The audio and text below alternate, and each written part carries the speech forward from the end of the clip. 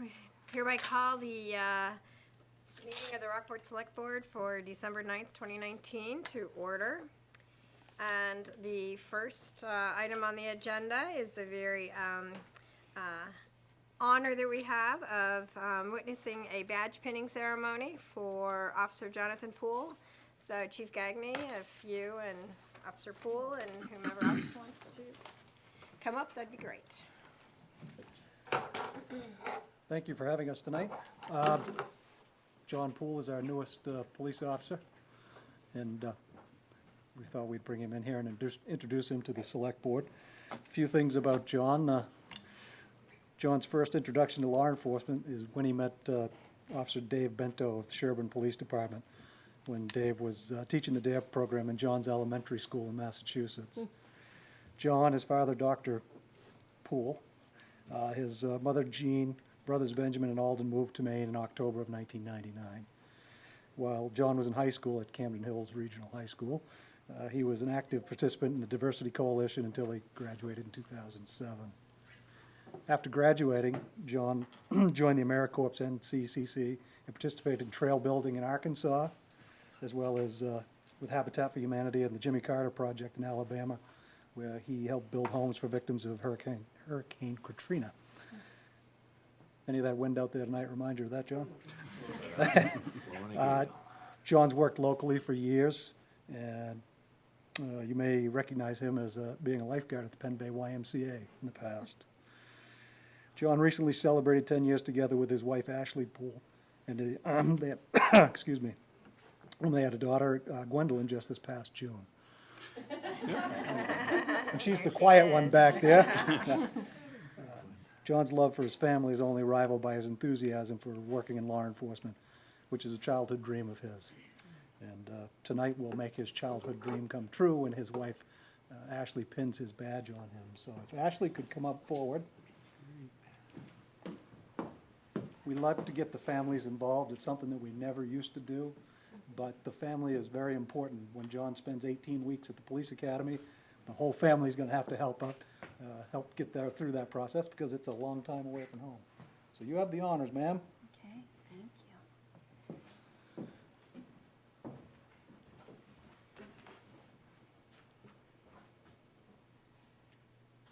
Very nice. Congratulations, John. Thank you for letting us join us. That's everything you'll do, and we'll hopefully be here to help you along the way. If you'd like to meet all the members. You do remember this guy. We was introduced to him at a... Let's not go where we met. Look forward to seeing you around town. Thanks again, Tom. Thank you. Which one? With Bill. Yeah, Bill's good. Thank you. That's great. That's the photo that will never go away. That's right. 30 years from now. John's been in our FTO program he's been with us since October 15th. I should know Thursday if he has been selected to attend the academy this December. He started out as cadet number 120 out of 68 on the waiting list. He is now at number 88 out of 66. And I was told 24 didn't show up last week. So he is going to be within the margin. If not, he will be scheduled for probably May. And because that's the busy time of year, we may hold it off till October. But we're hoping that he can get into the December class and get the 18 weeks over with and have him back here for ready for summer. So thank you very much. Great, Thank you.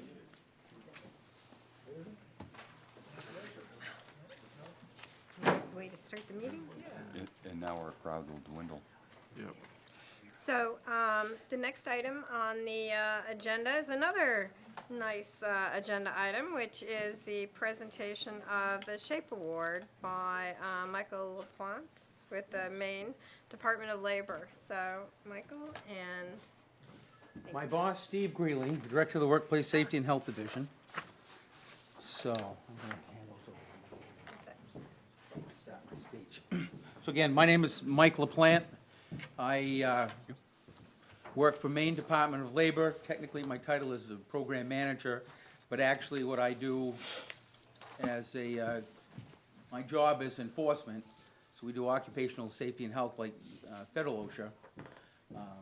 And I also oversee the consultation program for the state of Maine. So our job is fatality investigations, accidents, amputations, hospitalizations, complaints. And we're not doing any of those. We show up and we do that familiar knock, hi, we're here to inspect. Hugely popular program, as you can imagine. But we're not here for that today.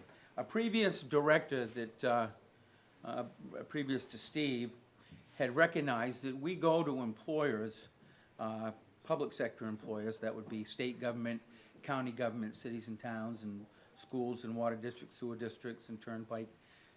Not everything is all negative. We go to places that there's something different about them, and there are some good things, and I don't see your fire chief here, but some of you might recall that a few years ago, we came in and gave the fire department what we call the Safety and Health Award for public employers, which is SHAPE. People that want to get into our SHAPE program have to apply, and Diane handed you a piece of paper out that kind of talks a little bit what we do, but you have to apply to get in. We look at your injury and illness data, and if your injury and illness data is at or below the average for towns in the state of Maine or departments, we'll come in and we'll do a wall-to-wall consultation, written programs, training on those written programs, equipment inspections, facility items, that kind of thing. And with any luck at all, you had a lot of hard work by Diane, though she's not admitting that, but we're here tonight because basically the town of Rockport pulled it together. Now, since this program was first put together in 2005, we only have a little short of 100 employers in the program, and not full towns like Rockport. Usually it's a fire department or a public works that gets in. So if you think, is it 14 years? That's not a lot. Rockport, we're happy to be here tonight to give Rockport the award for the whole town. And there's probably only 12, I think, whole towns in the state of Maine that have got this award. What does that mean for you folks? A little bit of prestige. Steve's going to give a plaque out. But as long as you stay in our SHAPE program, none of the inspectors are going to show up at the door and knock and say, we're here to inspect, which is a good thing. Unless something obviously bad happens, but let's not go that route. So your insurance company, if you're a Maine municipal insured, they actually give a whole town a bigger discount in their insurance. You should be following up on that probably tomorrow.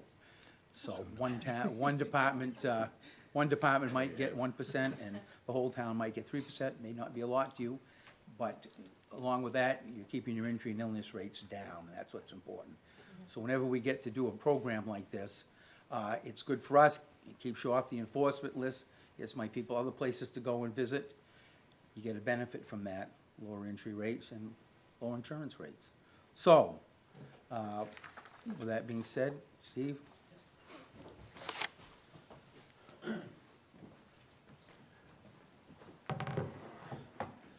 As Mike mentioned, my name's Stephen Greeley. I'm the Director of Workplace Safety and Health for the Maine Department of Labor. We always, this is one of my favorite parts of my job, and we always do joke a little bit about it, because usually, Mike does most of the talking, and then he accuses me of kind of shaking the hands and kissing the babies and that type of thing. But I am the one that gets to present the award.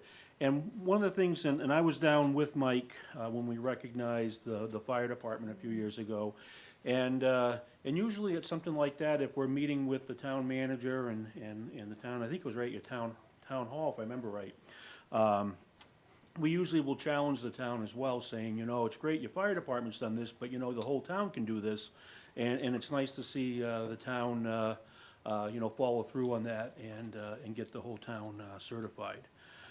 So one of the things that you'll see with the plaque is there's these little plates down here at the bottom. and those are for renewal. So I always feel a little guilty at this point, because I know how hard it was to get to this point tonight. However, starting tomorrow, you need to just keep going with this, because nothing would please us any more than to come back in a few years and give you a plate down here to extend it out for, you know, a couple more years. And as you can see, I mean, this is something that can be a long-term relationship between the town and the Department of Labor, as long as you continue with your, maintaining your programs, keeping your injury rates low. And, you know, and this is one of those things that's a real win-win situation for everybody involved. I mean, obviously, the town, nobody wants to see anybody get hurt, but it will also, you know, having low injury rates keeps your workers' comp costs down. As Mike mentioned, possibly a discount with your insurance carrier. And from an employee standpoint, being able to go into a place and know that you're going to come home with the same number of fingers and toes that you went in that morning with. And from our standpoint, as Mike mentioned, we're not gonna be coming here knocking on the door for a programmed inspection. You know, our time can be better spent at those locations that aren't receiving this award, that don't have the programs in place, that have the high injury rates and that sort of thing. So, again, it really is a win-win for everybody involved. So I'm not sure, am I presenting the plaque? To I Mr. would- Post or Diane? Yes, I would like to just recognize Diane Hamilton, who is our safety coordinator for the town, and I'd ask her to be here tonight, because without her, this wouldn't be possible. She's the one that's been working with the department heads, making sure, doing the inspections by herself ahead of time to make sure everything was ready and prepared, and really has put a ton of work into this. So I think it would be very fitting if you present the award to her. All right, well, on behalf of Governor Mills, Commissioner Fortman, and the Maine Department of Labor, congratulations.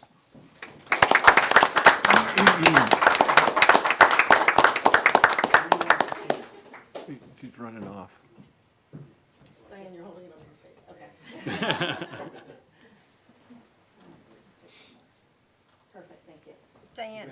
Thank you. Diane, face this way. Yeah, Another or one. another one. Steve, could you? All right. Got it.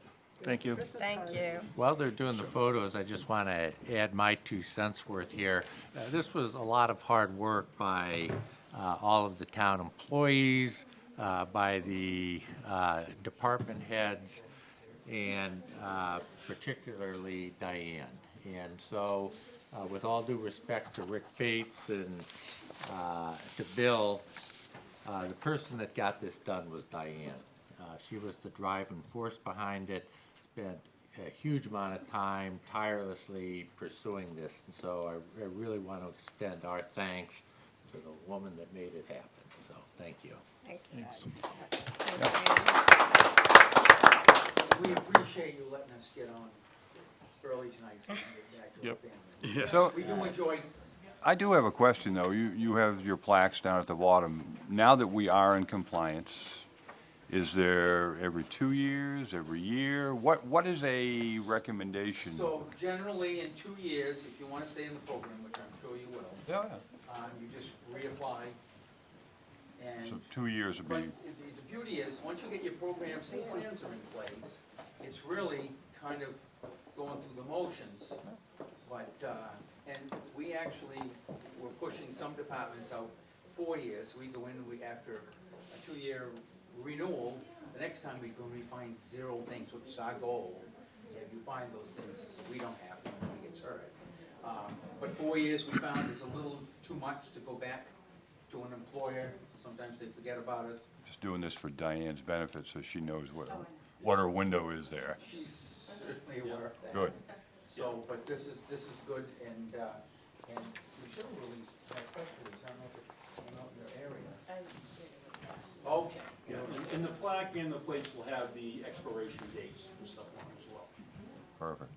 Great. Everybody bailed out pretty quickly. Yeah, That's how it works. Nothing controversial, I hope, tonight, so. thank you Thank you for very coming much. down to do this. Thank you. Thank you. Appreciate it. Appreciate it. Thank you.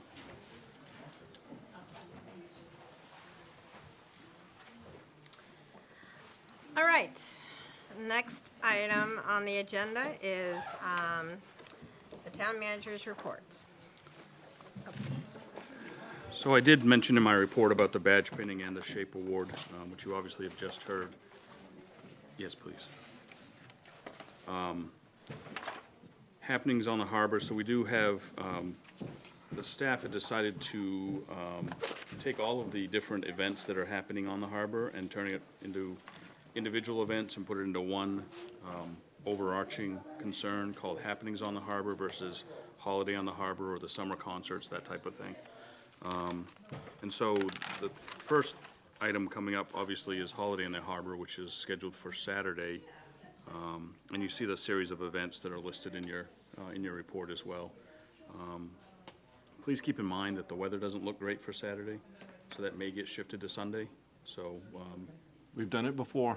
yes, yep, so we'll be looking at the weather forecast closely and probably make a call by Thursday, just so that we have enough time to let everybody know. So when you say shifted to Sunday, do you shift everything to Sunday? Yep. Yes. In the Everything. same, It just same goes order. 24 hours, Yep. full shift. okay. There's a concert in the Rockport Opera House on Sunday with Downey Singers. I assume that's been contemplated. We'll make some accommodations where we have to. I know because Yes. I'm playing handbells for them. Yes. So, so anyway, that's, Hopefully, the weather forecast will be as good as they were in this last snowstorm that we had, and everything will be bright and sunny on Saturday. yeah, right. Okay. Under the EMS update, the fire chief and I continue to meet monthly with representatives from Northeast Mobile Health just to review the previous month's incidences and discuss any issues that may have come up. As you know, the contract expires on June 30th, and the board will need to be discussing a potential extension of the contract at one of your meetings in January. I am working with Northeast to make some tweaks to the contract. I think it makes sense for us to extend for a year with some changes to the contract based on the performance, some really small things. I think they're willing to do that as well. Then we'll be in sync with Hope and Lincolnville. And also for the education effort, which I've also mentioned in my report here about EMS, which I'll get to. So you would expect to, with these tweaks to the contract, renew the contract for another year in January? Be effective July 1st. The contract expires June 30th. So, but we have to make a decision in January. January, okay, so. Yes, to see if we're going to be renewing it or not. So there'll be I'll bring some of those items to the attention to the board and have the board make a decision whether you wish to offer to extend it, and then we'll start drafting the language for the contract extension. And then it would be for a year beginning July 1st. With those changes that you're Yes. sort of thinking about, the little tweaks? Yes, Okay. into 2021, expiring June 30th, 2021. And I don't know if the board saw this in the Maine Sunday Telegram on Sunday, December 8th, EMS article about EMS in Maine and rural areas. And there was another one that came out today, which I haven't read. But anyway, it's a pretty interesting article about, the various challenges that rural EMS faces. Yeah, so one thing I didn't add in my written report also was that there was an effort to have a EMT course at the technical school in connection with a college, and that has failed to materialize. However, Camden has found an instructor that will be teaching a course starting in January for EMTs, and they have, I believe there's either 4 or 6 that are interested in Camden, and we do have 2 or 3 in Rockport that are interested in taking the course as well. So we're trying to identify some funding in the budget so that we can help pay for that. The one that was going to be at the technical school was going to be free of charge. This one's about $1,000 per student, but it certainly is well worth it, I think, if we can get some folks trained. So I think we do have 2 or 3 that are interested, so we're working on that. I mean, you talk about the people being interested, aren't those, they're fire department volunteers that we have, or? And police officers. Police officers? Yes. Yep. I'll skip over the ambulance advisory board for a second and talk about the education piece for EMS. As we had talked about previously, I think it's important that the public is educated on what EMS actually is. Obviously, when somebody calls 911, they don't know what to expect they just expect an ambulance to show up with a uniformed personnel and the help that they need. But there are all kinds of different levels of care, different levels of experience and training that goes to an EMT or advanced EMT or a paramedic. So we think it's important that we educate the public as to what exactly EMS is, so that we can have a good discussion in the next year of the contract. St. George had hired some consultants a few years back that basically had done an education effort, so it's a third party that's looking at this and providing information to the public. And so we've met with them, with one of the consultants, who's Tom Judge, who's the Life Flight of Maine Executive Director. And Camden is very interested in joining us with this effort. So we've asked for a proposal so we can see what we're looking at and then exactly what that education effort would be. Part of that also would be that the consultants would look at the different models of EMS that were available to the towns, provide some cost estimates and the like, so we could have a real good public discussion about this over the next year or so. And we also talked about, I went to this most recent meeting with Bill and Jason, and we also talked about Hope in Lincolnville, inviting them to, participate in that educational session. Yes, yep, we have. I think that would be money well spent. I think so, and I think it'll not be very expensive in the long run. And Penn Bay is Yes. participating in it. I don't know, I'm not suggesting financially or whatever, I don't know about that, but they're very much a part of that effort. Yes, yep, they are. Which leads me to the next, segue to the next piece, which is the Ambulance Advisory Board. So Penn Bay Medical Center essentially convened an Ambulance Advisory Board consisting of the fire chiefs and town managers of Rockland, Rockport, Camden, Hope, and Lincolnville, as well as staff at PBMC. Essentially just to, all of us to get into the same room and discuss challenges that we may be having, or even successes that we may be having with EMS services, to keep the communication amongst all of us open.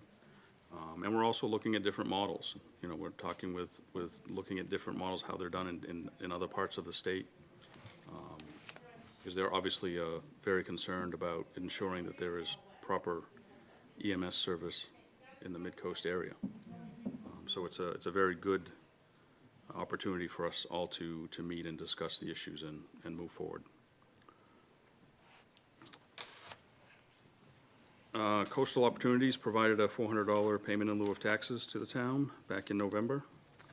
I believe you all know about the brown-tail moth information session being held at the Camden Library on Thursday at 7 o'clock. Entomologists from the Maine Department of Agriculture, Conservation, and Forestry will be there to present information and answer some questions. So I think that will be beneficial if anybody can attend that. I'm not sure if it's being recorded or not. So I was just going to ask. I'm not sure if it is or not. He is also one of the folks that I thought would probably do an information session here too, maybe in February or March. And now is the time for folks that have issues with brown-tail moths to be trimming the trees. If you see the nests in the trees, there's all kinds of information on the town's, a link on the town's website to go to the state's website to show how to do that. Obviously, if they're too high up into the trees, they can't be trimmed by yourself, but now is the time to be doing that because they're very easily seen and they're dormant, and you can get them and put them in a bucket of soapy water and kill the little buggers, so. And Bill, I know that you have a lot of experience in your prior position with respect to this issue, and so I think that you told me that the three options are, the trimming of the trees, the injecting the trees, and now there is another potential resolution out there, which is doing the ground around the trees. Yes, yeah, and you've also forgotten the spraying of the trees. The Spraying aerial the trees, spraying. that's the third Yes, one, yeah. yes. Yeah, and there is another treatment where the pesticide would be basically sprayed around the root ball of the tree, soaked into the ground, and then absorbed that way by the roots. I haven't looked too much further into that, but that's also much less expensive than injecting the trees. But there's obviously some concerns about it being spread on the ground around the individual trees. But I will be looking more into that as well. And we'll factor all that into our budget discussions? Yes, it will be. There was resident Susan Sinclair who had had a complaint and came to the board and talked about fireworks. She did submit a petition to the town clerk to ban the sale and use of consumer fireworks in Rockport. That was submitted on November 8th. The town clerk certified 124 signatures of registered voters on the petition, but she also noted to Ms. Sinclair that the petition is not legally binding in that it does not meet the requirements of the town charter or state law for that matter. However, I wanted to make the board aware of that. Obviously, we're still trying to gather comments from people through our Facebook messaging and the website about fireworks, and we actually got a comment today, so they're still coming in. Yep. So we're still putting those all together, and probably have a packet of information to the board in January or possibly February. I thought it was interesting that when Ms. Sinclair came here to the board, she was talking about just eliminating, shortening the end time of fireworks by 1 hour, and then now this petition deals with a ban, Yes, yep, consumer ban. yep. Quite different. If I could just ask, what about it, just for my own education, made it not binding on state statute or charter? Yeah, it wasn't written with the proper language to be a warrant article, Got it. Okay, and it didn't have the required number of signatures either. thank you. Midcoast Solid Waste Corporation, so as part of my role as town manager, I'm serving on the Strategic and Capital Planning Committee for the corporation. The committee had not met in months. We did meet in November. We actually have another meeting this week. I guess the good thing is that there is no strategic or capital plan for Midcoast Solid Waste, so we're starting at scratch. Yeah, the bad news is we're starting at scratch. But we do have a plan to move forward with creating a plan. We've listed out basically 4 priorities for us to focus on to bring to the full board for recommendations and actions, so. And this is a requirement, by the way, of the Yes, bylaws of that's the right. Midcoast Solid Waste Corporation. That's right. I toured the Aldermere Farm in November with the manager Heidi White for 2 or 3 hours and found that very interesting. It was a good discussion that I had with Heidi. Is that where all this BS came from? That's where it is. For the board's information, the Camden Rockport Interlocal Sewer Agreement expires in February 2020. So that's a 30-year agreement that's expiring, so there's a lot of work to do there. I brought that to the attention of the town manager, and interestingly enough, she was just about to email me with the same topic of conversation last week, so she and I will be beginning to work on that pretty quickly, get that back to the board. And just for your information as well, the Rockport agreement, I believe, expires next year, 2021. And the one with the school district expires next September. So it'll be a good exercise getting the Camden and Rockport one done. The other 2 should be pretty easy after that. Will this new one address the expansion that's gonna happen of the plant and the cost, or is that a whole separate? Remains to be seen, but I think it needs to be, I'm sure that it will be touched on when we have the discussions, and we'll decide One whether way to or keep the it in other. or out. Okay. Obviously, we'll be working with the town's attorney too when we get a draft agreement ready. The Harbor Committee met on December 5th last week to discuss whether or not to recommend to the Select Board that the area along the Goose River at the Harbor Park be designated as working waterfront. That was the topic of conversation on their agenda. I did attend that meeting, and what came out of that meeting was that the Harbor Committee recommends that the area described along the Goose River, and I have, It's the gravel part. yes, the gravel part, basically. Everything in the gravel part is retrained for maritime, commercial and maritime recreational use. Yes. And they're also recommending that the comprehensive plan consider this space essential for Rockport's marine, commercial, and recreational waterfront, so that they can build that into the comprehensive planning process as well. There was concern from them about it being looked at for parking purposes, Right. because of the discussion around the hotel that's being Yeah, for proposed. non-waterfront per se use. Yes. Yeah, and I understand that, and I think it's a good idea, and when the discussion comes up, we can talk about it some more, but, you know, I think if we're gonna do that, then for instance, when the Skyhook people, who were an independent, marine outfitting group, they take their crane and put up the masts over on the, on the boats. They've been doing that over on the Harbor Park side.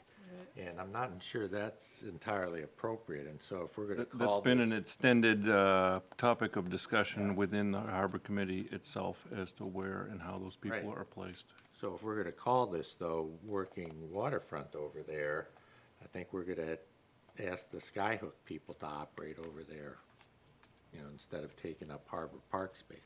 We can have the discussion later, but it's one of those things, you know, be careful what you wish for, so. At that same meeting, I also had updated the Harbor Committee about the grant that the town received to perform engineering studies for improvements around the harbor park. And so that's still an ongoing topic. I hope that we can have the RFP for that, for those engineering services out next week. It's a little rough time to be sending out RFPs, but we need to get that out as soon as we can.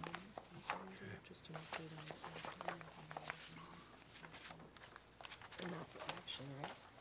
You're gonna have a, sorry. That's okay. Are you gonna have a report that you're gonna give to us in January? Yeah, in January, yeah. So we'll just wait till then. Okay.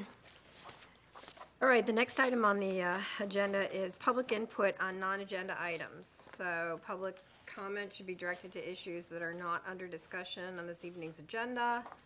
Comment from the public will be welcome prior to each agenda item if you're wanting to address an agenda item.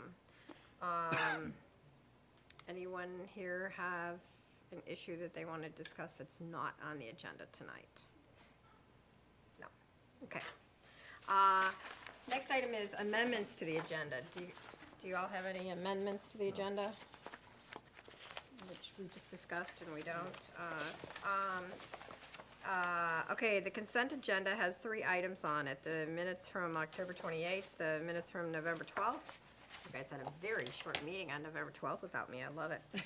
And the cemetery. We've got a lot of time. You would've let us talk about it. What's the message there? Yeah, we got a lot done.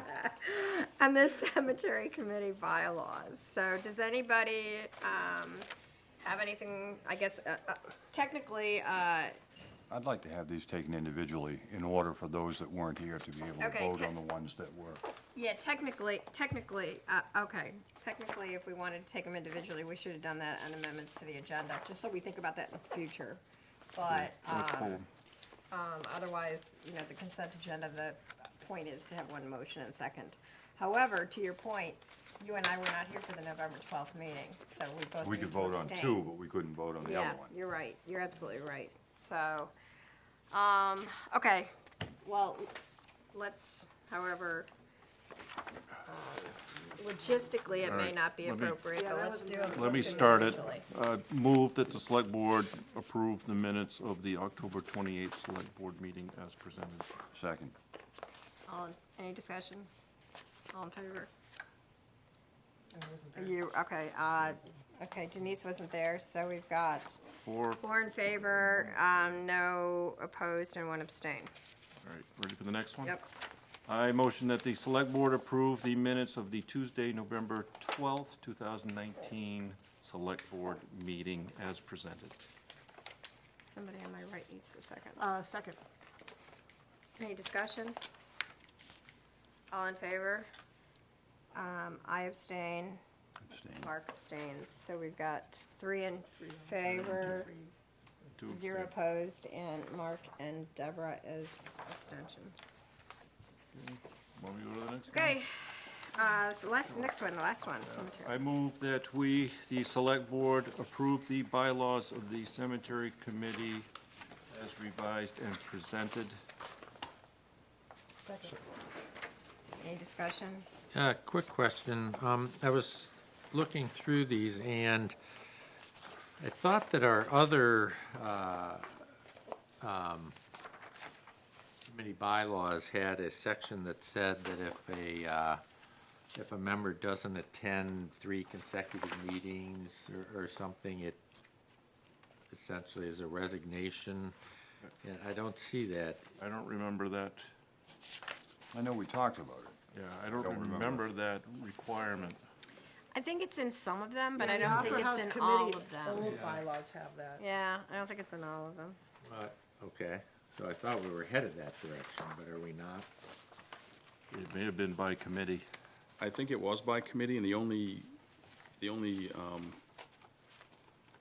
items that were applied to all bylaws were the requirement for minutes to be taken Yeah. and kept and be made publicly available, and then that any amendments of the bylaws would have to be approved by the select board.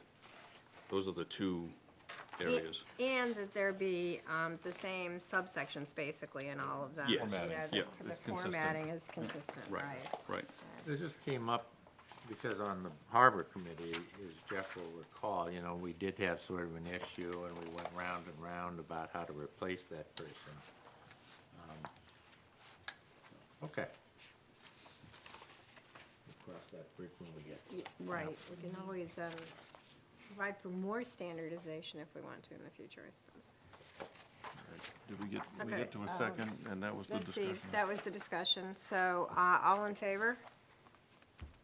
Okay, all in favor, no opposed.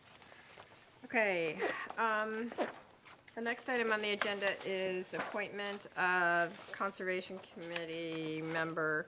Dr. Lawrence had submitted an application for the Conservation Commission, and he had planned to be here tonight. His application is included in the materials, and he obviously has a lot of experience in this area. He advised Bill Post that he was unable to make the meeting tonight. And we have a recommendation as well from the chairperson of the Rockport Conservation Commissioner. Yes. Yes, you do. Excellent. I'll go for it. I move the board appoint Dr. Robert Lawrence to the Conservation Commission for a term ending June 30th, 2022. Second. Any discussion? All in favor? Okay, 5 in favor, no opposed. All right, the next item on the agenda we've all been waiting for is to act on decorative street lights and smart controls. I'll take a shot at it just to get the process going by making a motion. Yeah, let me just make a couple comments here. So first off, what we need to do, this is just really for the public and all to know. What we need to do is to address the number of LED decorative street lights that we are proposing / approving, generally where their location is, and then the other item is if and to the extent we want smart controls on the LED street lights generally. Okay, go ahead. Well, let me make the motion for the decorative streetlights first, and then we talk about smart controllers second. Yep. But and again, this is to start the conversation and the motion and the discussion, and then we'll revise as going forward. But I move that the select board in the town of Rockport purchase a total of 25 decorative lights to be located in the following areas. 5 on Central Street, and they are, I have the light numbers here. I don't know if we want these for the minutes or if you want them for yourself. We'll go for it. Lights 85, 86, 87, 88, and 90. Those are the poll numbers. 85, 86, 87, 88, and 90. Regarding Clam Cove, one at the end of the access road to the Samoset. On Pascal Ave, Okay, wait a sec, one at, Just okay, so one. that's at the opening to Samo. the Samo Drive, yep, okay. that's where that streetlight is. On Pascal Ave, a total of 10. And they are hanging, basically, it's from the corner of Pascal and west to the village side of the bridge. Poles number 120, 131, 138, 141, 142, 143, 144, 145, 146, and 147. On the map, it's labeled post office. Poles 80, a total of 4. On poles 82, 83, 84, and 112. In Rockville, Could you go back there a minute? You said Yep, post 4. office. And 4. therefore, I counted, I think I wrote down 5 numbers. sorry, so- 82, 83, 84, and pole 112. So there was no 80. No, Okay, sorry. gotcha. Thanks. Okay, in Rockville, a total of 3, 212, 213, and 214. Town office, fire department, 2, poles 130, 133. All right. Now, this is based on these detailed maps and locations, so there may be some field verification required. I did not go match pole number and light physically, so it may have to go either way. But anyways, that gets the board started. So how do we do that? We second it to have discussion? Is that- Yeah, somebody seconds it for discussion, yeah. I'll second. Okay, discussion.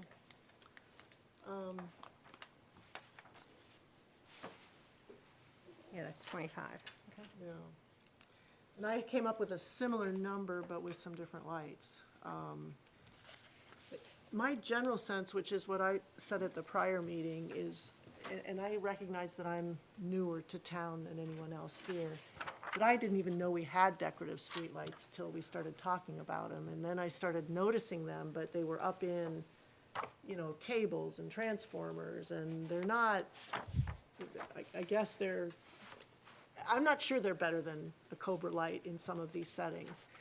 But I understand the importance of sort of distinguishing some of the downtown commercial district there. And I would much prefer to have, street level lights that really characterize the village, but I understand that that's not possible at this point.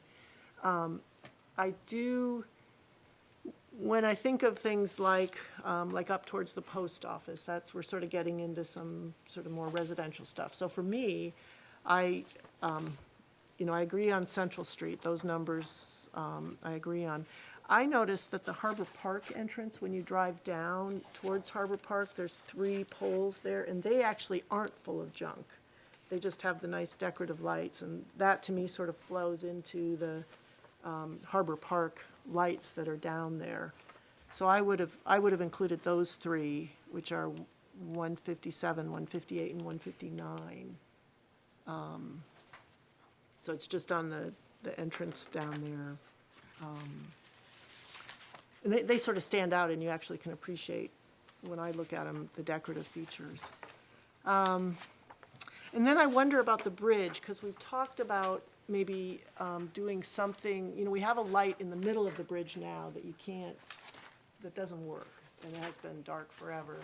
And I think I've heard don't have power into the middle of the bridge like that. But we had talked about maybe putting some more pedestrian scale lights on the 2 sides to the bridge. I guess that would be in addition to the decorative lights up on the street. Yeah, if you're looking at doing something lower than the streetlight, then that would be a different, That's a whole be different outside program. of this, yes. Yeah. So I guess I just, I recognize that there's, I selected the lights all the way across the bridge. I saw that, yeah. I mean, just right from really the corner of West and Pascal, all the way way- through the village and up to Up to the post Grafham's. office, yeah. Because at the bridge, there originally were 2 streetlights, one at either end, and then during the ice storm, they came down. The anchor bolts and everything are still on each end, and I think they're still usable. So it would be possible to put poles up with lights. In a different program than this. Yeah, different ground. No, I mean, they were Or it could- streetlights before, so Okay, they could so be they could be part streetlights of this. again. Or maybe we could, Yeah, but it would be a separate activity, because all we're doing now is trying to get the energy efficiency portion Right, of we it gotta fixed. just move forward on those existing lights. Back in the day when they originally did the bridge, it probably wasn't as it probably wasn't as difficult as it would be today to put 2 lights on a bridge. On a 'Cause DOT it's a bridge. It's a state's bridge. So it's like having flower pots, you know, you gotta go about it gingerly, you just can't go put them up in Hadn't thought of that. Well, I guess in order to accomplish what we need to accomplish tonight, which is Yep. make decisions on, Do that later. yeah, deal with the We have to bridge. do that, though. Jeff, on those numbers that you had, they go past, on your list, it goes past the library down Russell? Nope. It doesn't go to the It goes up, right up up through the village, Union. right around the corner to, about the corner of Grafham's parking lot. Because I remember at one point, I think, that Doug or somebody had suggested the light just past the former CMCA. You know, they're at Mechanic or whatever, but so it wouldn't include that. But is there a light right at the library, or no, it's to the left of the library? It was right on the There's corner as two, you one turn on the up. corner and one, Yeah, I think, in front of the Young's house. I included In front of the Young's house? everything along the main drag. Yeah, and I'm not talking down to my house or anything, No, just that you no, know. I'm just- That's never been proposed, and it's never been proposed by me, so I just want to make clear that you guys aren't, you're not thinking I'm talking about that. But, so does it include the one that goes to the Young's house? I don't know which one goes to Young's house. Just to the right of the library? I did everything along, the main, I don't think it does, because I think he Pascal swung around Central. onto Union. no, I stuck right to the heavy So we traffic. have- Because and the only reason I ask is because So here's Central Street. the former CMCA is right here, Young's house is here, library is here. That light here, it's kind of part of that whole downtown. I mean, it's hard to kind of separate that from the It actually isn't, downtown. because it's well Isn't past it? the intersection. So here's where Jeff went, was right along through here. Yep, And here's So this, here's- way up, because this is okay, so here, where am I? That's the library there? library's Library's right here. there. Yeah, so But this that's is, the Young's isn't that the Young's house right there?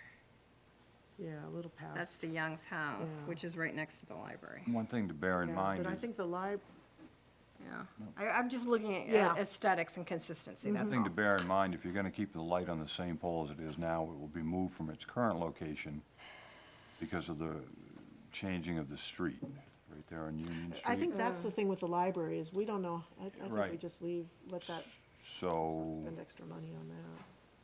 you know, maybe the one over at the Youngs can be moved closer because you're gonna be taking a light away from the current intersection as it stands now, which is still gonna be there, it's just gonna be a little darker because you're moving the street light uphill.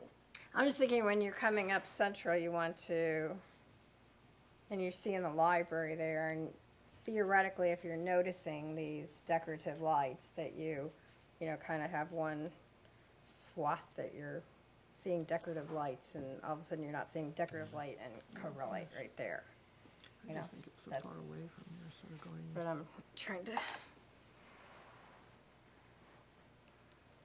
So, just as another food for thought, I did speak with Bill and Deborah at one point in time. Our TIF district can help pay for some of these, and I certainly would be in favor of exploring that, although there are some loops that have to be jumped through. But if it saves $1 or $2, it's worth it, in my opinion. and it's something that has to be addressed at a town meeting, so that would be something that we would address if we wanted to go that route at the June town meeting. I just wonder, how many of what had been proposed would fall within the TIF district? I'm assuming the Pascal Avenue, Central, Union Street. I'd have to look at the map just to A good- verify, a but good- there's a good chunk of A those. good chunk of Yeah. those, and if each of those represents $400 or whatever the figure is, I mean, it's just worth thinking about rather Yeah. than, I mean, you know, this number of lights and then say we land on 3 to 5 more. Delays the cost savings associated with this project by a year. It extends it another year. Yeah, that's another 45,000 or whatever Right. the number is. I mean, before it extends it a year, so even the selection of these 25, on paper, take $40,000 worth of revenue, or, I'm sorry, of usable funds out of the town's budget 5 years from now. Can I weigh in? a Yes, little go bit? ahead. You know, I generally agree with most of the motion. The one question that I have, though, is that we actually had a fair amount of feedback from the residents up on Warrenton Street. They took the time to write us and sort of make their case for why they should have those lights, and I think there were 6 of them on Warrenton Street. I think the question for Jeff is, you know, how did you pick Rockville? I wasn't aware What that, I did was I picked the intersection of Rockville, just a total of, they currently have a whole lot more of these. I picked the major intersection in Rockville and stuck to that and didn't go any further. one at either end, and Yeah, then well, where it's an Vinyl Street intersection, so comes in. there's 3 of them, there's Yeah. 3 right there where the intersection is, and it stuck to those 3. It didn't go any further out than that. And currently, there's a bunch. And this, the same holds All true, ways, the same holds true for Warrenton, and then, you know, stretched out Old County Road. I mean, there's a huge number of these out there, and the Warrington one, what I thought we'd, anyway, my motion includes one at the end of the Samo, Right. which is where guests come in and out, people walk and don't walk. And I realize that people walk all over those areas, but where do you draw the line, and how much do we bite off on this thing? You can easily put, well, there are a half a dozen plus along Warrington currently. Yep. And, you know, it's, I think there were only, I think there were exactly $7,500. 6, weren't there? Yeah, 6 is what I was and looking there's, at. you know, it's $7,500 worth of, Yeah, and Expense.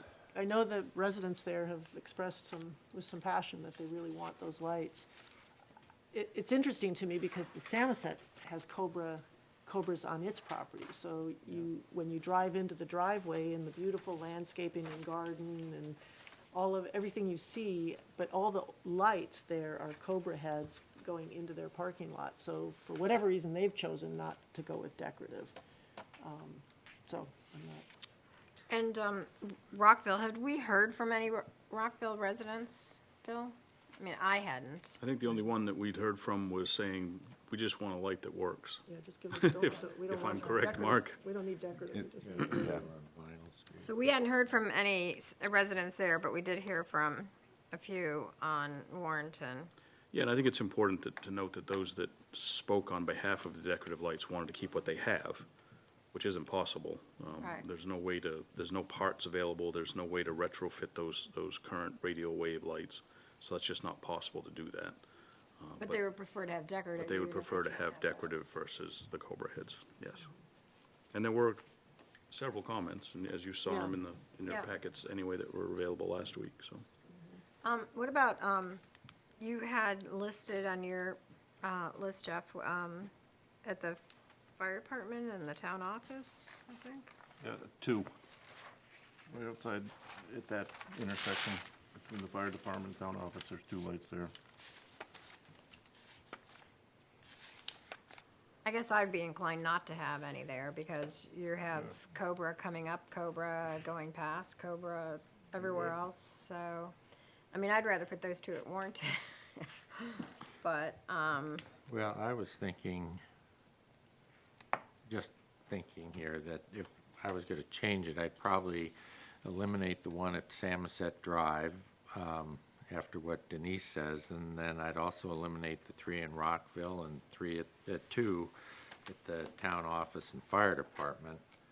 And that would give us 6, and I think I might plug those into Warrenton Street, again, just because, you know, there was some citizen activism there. yeah, I tend to agree with that. And it might be 5 on Warrenton there.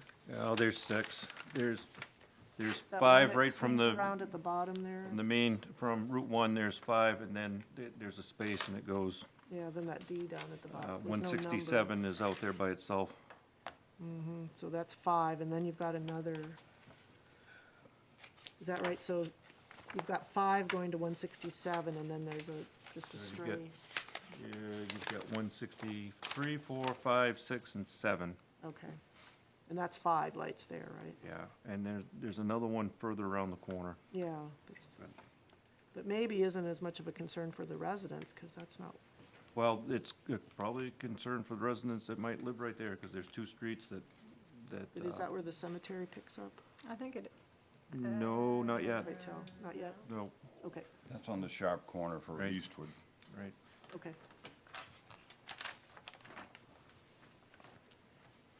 When there's a sense that we might be landing somewhere close, I can certainly amend my motion.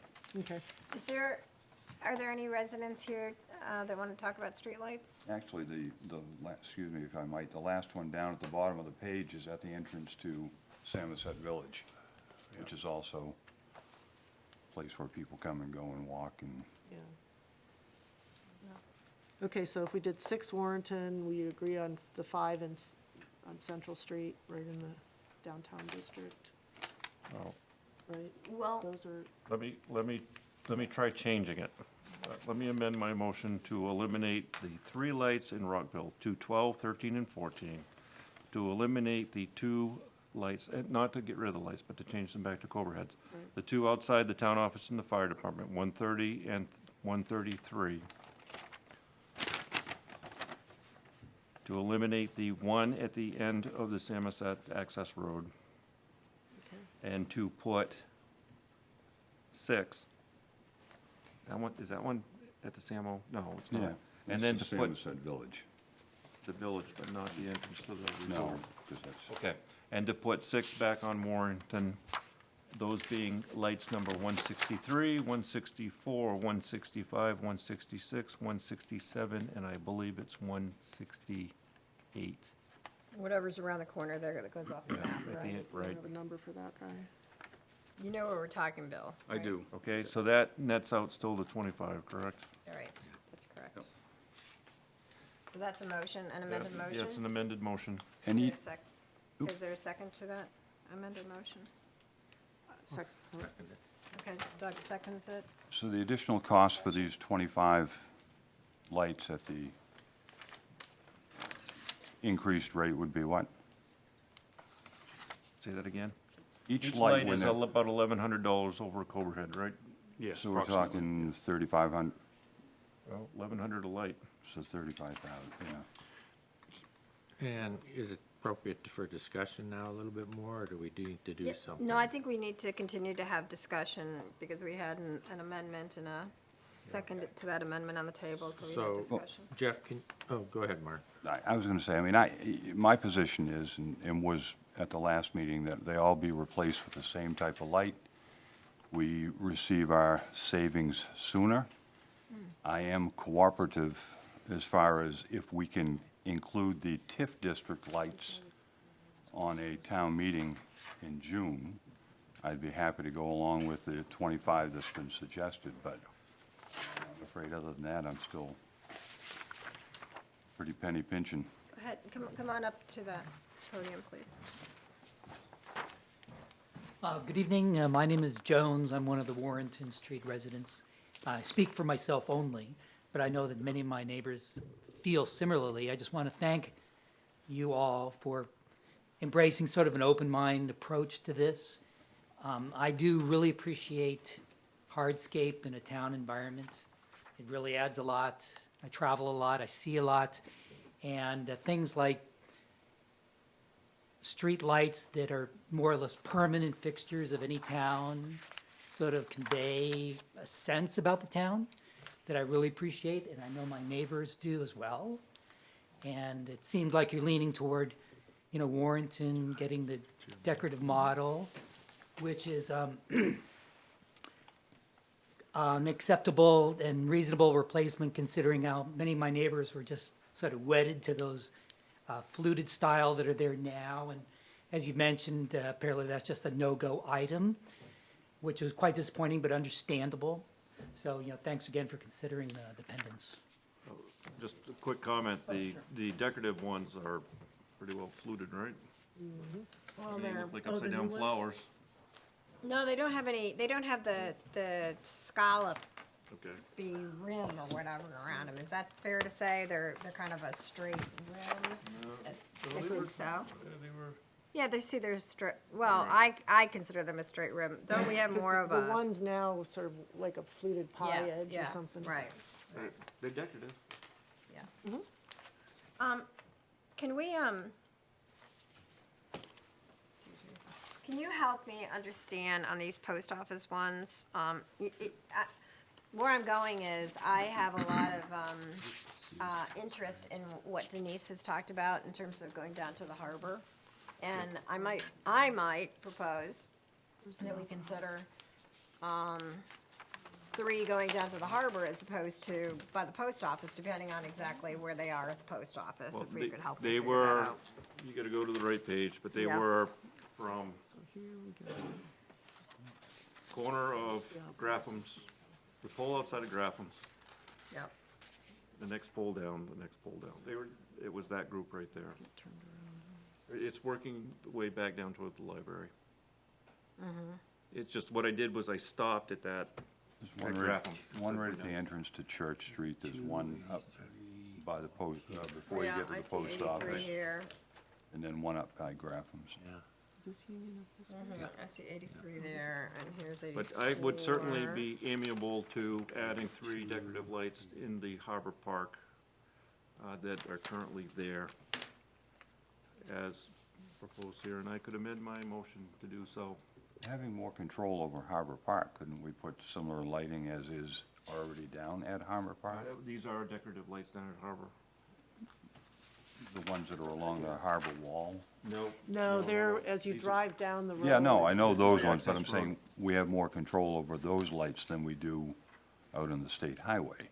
I see. So would you want to consider putting similar lights as to what's already down in the harbor, I see. leading down to the harbor? I see. So that they match more? I think the access road, Guess we still need, Denise made a good comment earlier, and it was, sometimes you don't realize you have an incredible number of decorative lights in the town until we sit here as a select board and start talking about decorative lights and replacement. And, you know, at some point, we gotta make the call, yeah. go or no go here on these. Sorry, I would propose, 112, I'm looking at 112, and if I'm reading this map right, 112 is the one that's like right across from the library. Correct. And this is in your post office grouping, Yes. right? It's right across from the library. And then 82, 83, and 84 go further on down Union Street. They go right up past Grafham's, yeah. Yeah, whereas, I like Denise's idea of going down to Harbor Park, so I could see keeping, of course, 112, because it's right there by the library, but maybe eliminating the decorative ones on 82, 83, and 84, and doing the Harbor Park ones that she mentioned instead. If you For walk those on 3, Union, we're still at 82, 25. 83, and 84 are all stuck in trees. You know, there are so Yeah, many trees yeah. going over. Well, many those. of these are stuck in Yeah, yeah. trees. So again, we're still playing with 25, but Yeah. I personally like your Well- idea of going down Harbor Park. Yeah, my intent of going up to Grafham's was to respect the vibe of the reasons why we're doing decorative lights at all and going up through the majority of the commercial part of town in the village. You know, from that point on, it gets pretty thin, but you go up to where people tend to walk, even during the day, in and out of the village. That was my Yeah, but That's right. as you say, it gets pretty thin there, and you know, CMCA. I know it's not CMCA anymore, but the photograph, you know, but the what was the former CMCA is down that way. Grafham's is down that way, but we're not doing it over here by CMCA. I'm not sure that we have to do it by Grafham's. And as far as walking, my God, they walk all over Mechanic Street and Beauchamp Point and everything. I mean, that was the most popular place to walk. Be nice to stick close to 25, just to keep the money down. Yeah. But I feel like it takes it to the end of Pascal pretty much. Up Or to by Pascal, Central Yeah. Library, takes it up to the library 12, pretty yeah. much, and then down. Anyway, that's I don't my have a thought. personal dog in the fight of, No, I think you lights. came up with a good list. I I did- just think that tweaking it a let little me, bit let me makes some amend sense. my motion as follows. Propose the addition of the 3 lights in Harbor Park on poles 157, 158, and 159, and the elimination of the 3 decorative lights that were proposed, those being numbers 82, 83, and 84. I can't find 82. Well, you gotta go to one of the blow-ups. It's even Yeah, further yeah. down towards Camden.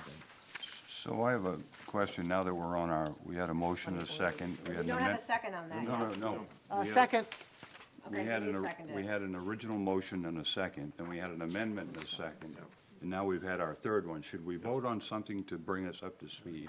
Vote the other 2 down and talk about this one, or but these are, you can't even see these. just to, I think as long as we I think remember. we all know what we're talking about, and I have it written down, and I will summarize it before we vote Or I on can, it. I can do that as well You if can you do want. that. So, right, so the mo- but okay, you seconded it, I and do we seconded it. have any further discussion about it before we summarize it again? We'll get right where Mark wants to be on this one. Doug, do you have anything? I'm just trying to decide if we ought to keep 84 just because it's, just making that corner. You can't see it. Yeah. There's a tree, I mean, you really can't. I remember you and I walked it, you can't yes, see it, you yeah. look at it and you're like, You there's really one up can't. in there. So if a lot of our trees aren't able to be seen, lights aren't able to be seen by the trees, why aren't we remedying that? Why aren't we cutting the trees? No, you can limb them in such a fashion that you. No, I didn't mean cut the No, tree down, yeah, just but- trim the tree, so it. Right, yeah, I no, mean, there are a lot of those, like you say, all over town, and, Yeah. it should be addressed. Yeah, well, that's another question, and power lines and stuff. So, yeah, in a sec, are we sort of at a consensus point here where we can go through and restate the motion and the numbers and then have a vote? Yeah. Are we there yet or not, Doug? Yeah, no, I think so. Okay. All right, so I will restate the motion as it currently stands. I move that the board purchase a total of 25 LED decorative streetlights to be located as follows. 5 along Central Street on poles 85, 86, 87, 88, and 90. 5 in the Clam Cove region along Warrington Ave, 6, those being 163, 164, 165, 166, 167, and 168. We think it's 168. Along Pascal Ave, a total of, I think I still have 10, 10, being 120, 131, 138, 141, 142, 143, 144, 145, 146, and 147. and one might be 137 rather than 131, but it's It just hard to might read on be, these maps. Yeah, It's the same because I'll add to my motion. Oh, yeah, it Pending is verification. 137. Any verification? here. Okay, keep on going. All right, around the post office, we still talked about 112. Yeah. And Harbor Park, I have 3, 157, 158, and 159. Pending field verification. So we've got 5 on Central, 10 on Pascal, that's 15. And we have 6 on Warrington. 6 on Warrenton. 15, that's 21. 1 at the One at post the office, Post office, and 22, 3 at and Harbor. Park was 25. Yep. Okay, so there was that was a clarification of the motion that we already have a first and a second on. Any further discussion? Is there any consideration being given to saving 16 or more $1,000 from the TIF? I think we can do that as part of the budget process. I mean, that would be my intent.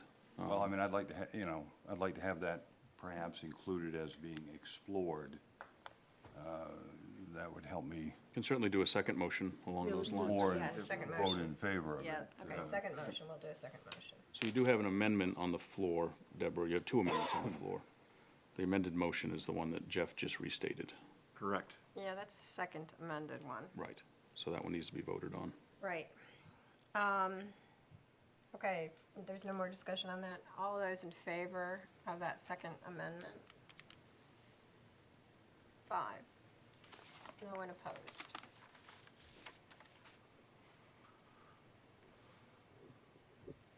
Feel sorry for number 84, though, it's kind of left Then the out. First Amendment needs to be voted on.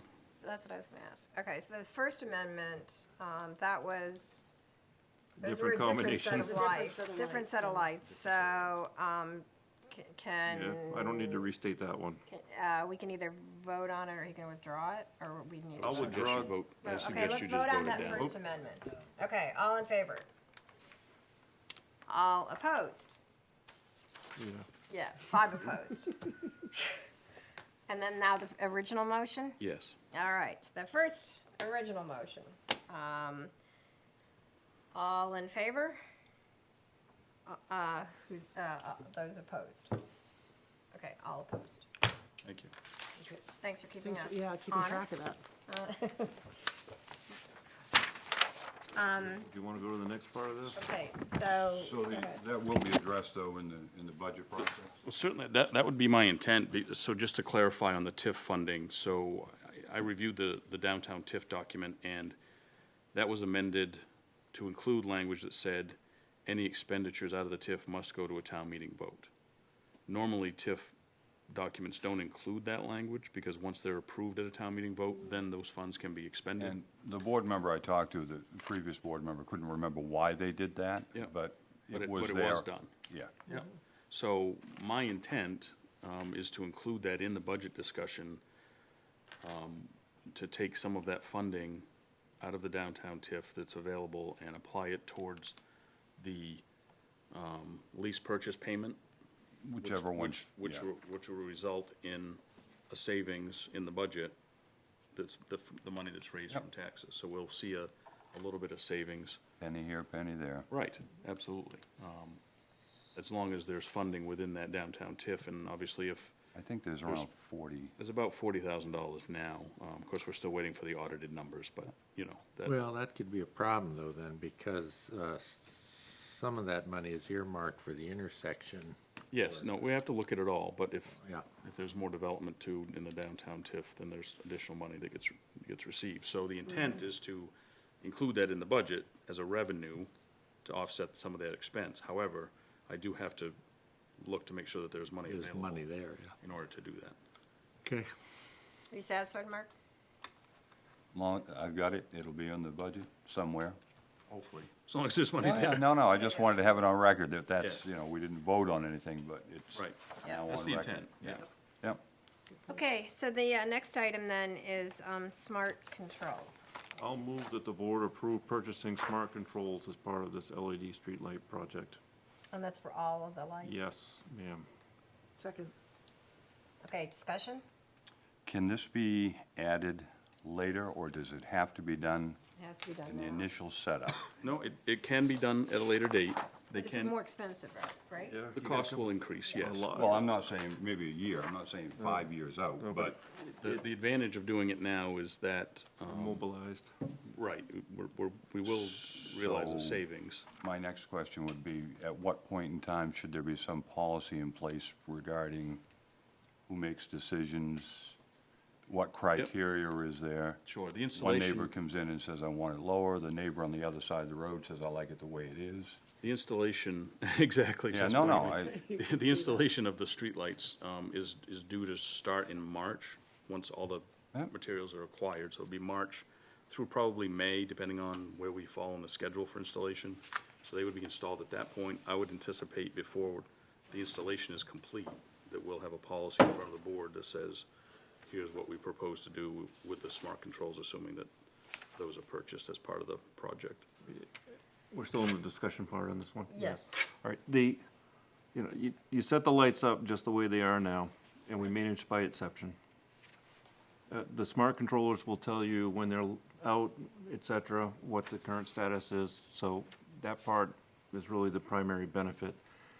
If you get into the point where somebody is talking to you about the intensity level or the timing or that type of thing, then you can manage by the exception. And you deal with it as on case-by-case basis. I do also want to make another point about the smart controllers, because of the dimming or brightening technology that's associated with them. The PUC is or will be discussing going from charging the full electricity rate per streetlight to a metered rate per streetlight in the future. Right now, it's a set based on whatever wattage that light is, that's what you pay for the light, for the electricity. So when you dim them, you're still paying for what you originally purchased. Exactly, but So- most likely, there's a movement afoot, if you will, at the PUC that will, that they'll change that with CMP, so that if we dim the lights, then we only pay for the electricity that we use, which certainly would benefit us down the road, but if we didn't have the smart controllers, then we wouldn't be able to take advantage of that either. Whether or not, you know, who knows what we dim, what we don't down the road, but that's just another aspect down the road that may end up saving us a little bit of money here or there. Quick question about installation, which isn't entirely germane to the motion, but I wanted to ask it since you were talking installation. We did receive a couple of letters from the O'Malleys about the way the current light and the pole is kind of askew and it shines into their house. What sort of process do we have such that when that light is being placed at the corner there, that it'll be correct so that it doesn't shine into their front? Not much we can do about the pole itself Right. being tilted or whatnot. Yeah. But in instances like that where I have comments, I'm keeping a file that Okay. says, let's pay attention to this one. I have reached out to the public safety departments. There is concern about potentially moving a light from in that intersection because it is a pretty dangerous intersection if it isn't lit up. Right. We don't want somebody going head first into that pole because they can't see it, you know, at night if they're not familiar with the area. But that is a case where maybe we can shift it on the pole so that it's not, Yeah. you know, so Or- we can or deal dim with it. that. Okay. Yeah, or if that may Dim be it, one that but- we dim if we have smart controllers. Maybe there are some around town on your list that you ask the utilities to come and straighten because of Yeah. their, and remove. I mean, we've Yep. got places where there are still 2 or 3 that are setting empty. That's always an ongoing battle of getting them to move their poles.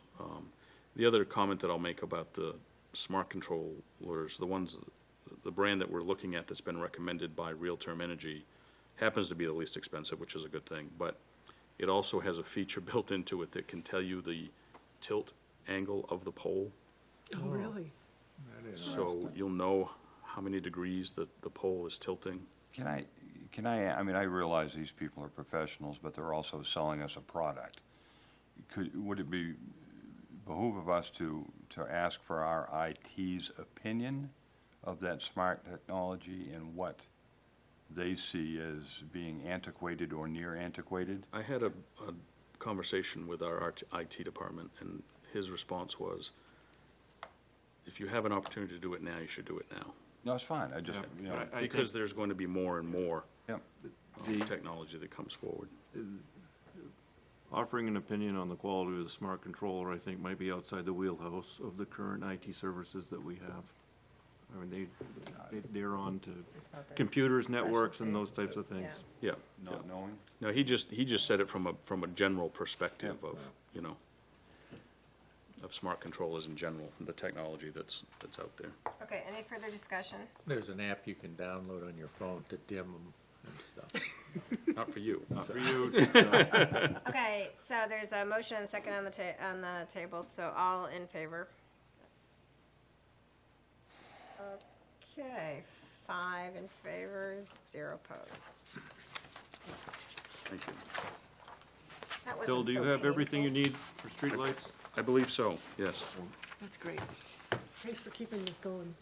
Thank you for coming, and thank you for speaking, and thank you for paying attention. Great. Yep.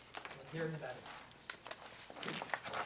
All right, next item is discussion of the status of the Comprehensive Plan Committee and process for committee appointments. Bill? So the original deadline for the comprehensive plan committee applications was the end of November, and as you know, that committee is fairly large, with 11 representatives from citizens in general, with others from individual committees. So in discussing the agenda with Deborah and Denise, my recommendation was that we wait and try to extend the deadline. And I'm thinking, after the 1st of January to January 3rd, which happens to be that Friday, so maybe we can get another press release out to see more interested citizens, hopefully will apply to serve on that committee. So we do have 5 applicants, but we need 6 more anyway, to fill the committee out. These are good reasons to extend our deadlines, is because we don't have enough applicants. I am certainly in favor of that type of extension. And the other comment here is, the select board's unwritten policy has been that you ask applicants to attend your meetings so that they can meet with the board and say a few words, and so you can put a name to the face, and I fully understand that. This discussion happened because we were looking at having 11 potential citizens coming to a meeting. So the thought that I had here was that maybe it would be better to have a policy developed that the liaisons to the committees meet with applicants ahead of time outside of a regular select board meeting, can have a discussion with them, vet them, if you will, and then bring recommendations to the full board. And I just throw that out there for discussion to see if that is of any interest. If it isn't, I certainly understand that. I know it's obviously good for the select board to know who it is that you're appointing.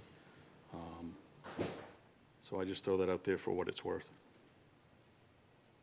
I move the board extend the deadline for applicants for the Comprehensive Planning Committee to January 3rd, 2020. I will second that motion. Okay, is there any discussion on just that part, just that motion? Okay, all in favor? 5 in favor, none opposed? Yeah, the only, I guess I should have done the discussion, won't change anything, but,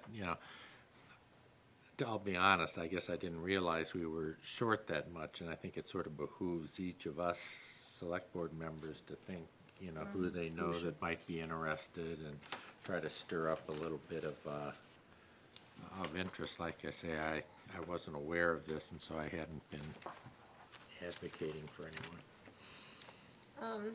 And to Bill's point, I know that,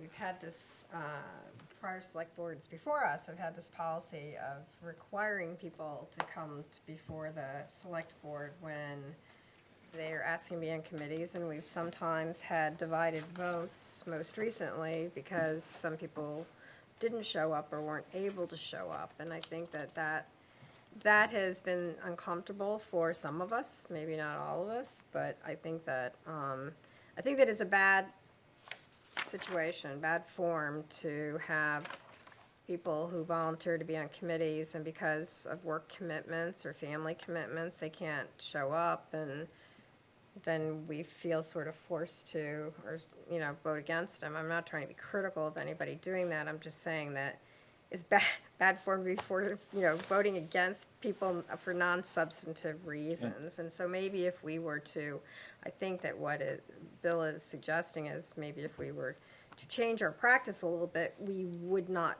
feel like we're forced into those positions. And if I recall correctly, we as a board had chosen to do exactly that, have them before us.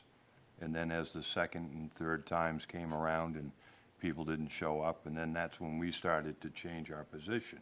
But originally, I think we started out wanting them to show up. I would say that since I've been on the board for, a year and a half, I never made that decision. That was just the practice that existed before I was Practice elected. decision. I never made that decision. I always thought it was kind of a, questionable practice, to tell you the truth. Because, sometimes if people can be here, great, and if they can't. So, anyway, You want more discussion on that? Bill is asking us whether or not we want to consider changing that practice, and I think that we should have a discussion and give him a response. Yeah. I would be in favor of that. Which? I just, of of not requiring them to come in front of the select board to be on a committee. I think of my husband, who might be interested in serving on a committee, but the last thing he wants to do is come and be in public and try to talk about himself, and yet would be a good worker on a committee. And I think I'm aware of other people where that's sort of a hurdle for them, is the thought of having to appear in front of the select board. So, hope Brooke's not watching. I am in favor of maintaining the past practice, surprise, of anyone that applies for a committee position coming to introduce themselves to the select board. It provides the opportunity for all of us to learn about that person, to have an equal opportunity to engage in the level of quality of that person regarding committee membership. We have the opportunities 90% of the time, every 2 weeks, to have someone come to the select board, so that I think scheduling activity could be managed around. One way to work it is to extend the application deadline so that you've got a couple months that you can have people come through the door to introduce themselves. How would you propose that we do 11 people in January? My hope is that 5 of them could have been done in December, Well, that didn't happen, No. so. but, well, we didn't post it as such. Right. So but if we do 11, we do 11. Again, I'm taking the, Doug, do you want Well, to? yeah, I think it's obviously more work for us individually to meet with these people ahead of time, but, I think that could be done to facilitate the applicant's schedule more easily, so that people that are interested could get onto the committee again without having to wait for the select board and